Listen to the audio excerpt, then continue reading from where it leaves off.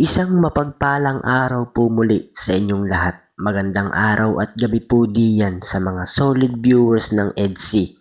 Mega love shoutout po muli sa inyong lahat. Lalong-lalo na po dyan sa mga OFW po natin dyan. Kumusta po kayo? So yun, ngayon nga po ay may bago na naman tayong pag-uusapan at tatalakayin patungkol nga po dito sa EDC natin.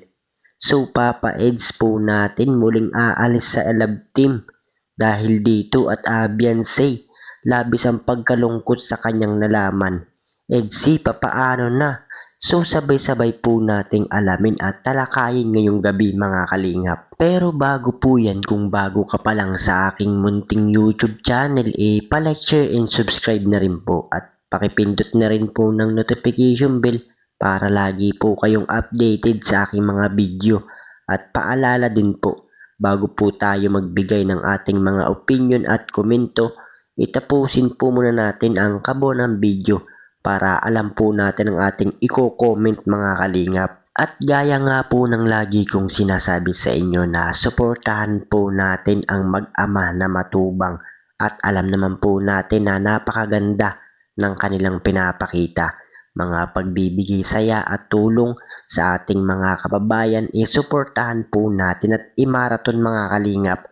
Nang sa ganun marami pa po sila matulungan, lalong-lalo na po dyan yung ating mga kababayan na hirap at kapos sa pangangailangan ay kanila pang matulungan. At ganun din po ang kanilang may bahay na si Ate Edna Vlogs at Jackie Tapia.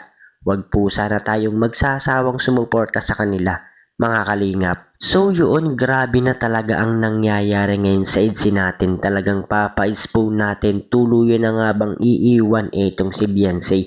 At Beyonce naman po natin biglang nalungkot nga po sa kanyang nalaman patungkol sa pag-alis ni Papa Eds sa love team.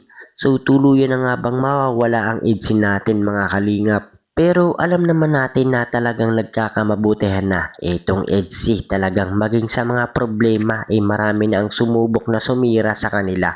At maging ang mga panglalait at pangbaba sa kanila talagang hindi nga po sila nagpatinag pa. So talagang masasabi natin na totoo talaga ang pinapakita ng EDC. At lalo-lalo na nga po ngayon mukhang gumaganda na ang kanilang relasyon.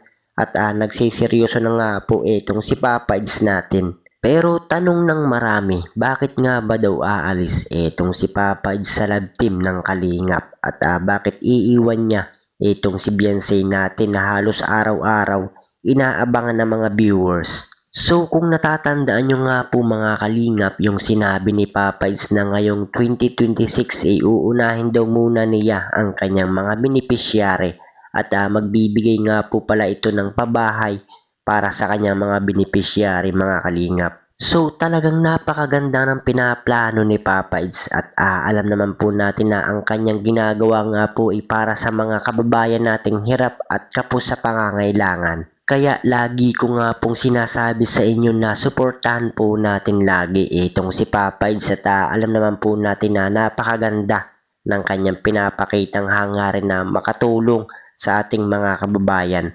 At sana marami pa po siya matulungan mga kalingap. Pero mga kalingap hindi naman daw po agad-agad aalis itong si Papa Eds natin. So kumbaga mga kalingap magiging busy nga po siya. Pero may vlog pa rin naman po ang EDC natin mga kalingap. So yun lamang po, maraming salamat po sa inyong panonood. Kung nagustuhan mo ang aking video, huwag nang mahiyang mag-like, share and subscribe. Pindutin lamang ang notification bell para lagi kang updated sa aking mga video. At so yun po, mega love shoutout po muli sa inyong lahat. Maraming salamat po mga kalingap.